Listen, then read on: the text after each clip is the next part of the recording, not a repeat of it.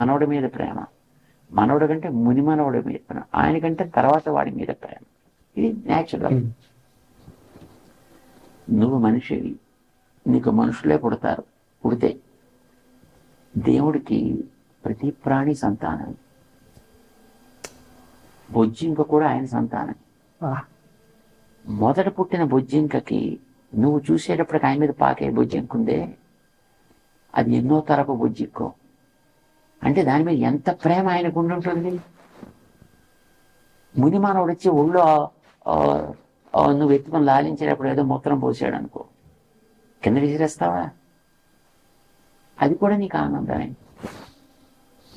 నీకు ఇంత మనిషిగా నీ మనుషుల మీద, నీ పిల్లల మీద ఉండే ప్రేమ దేవుడికి తన సంతానం మీద ఉండదా?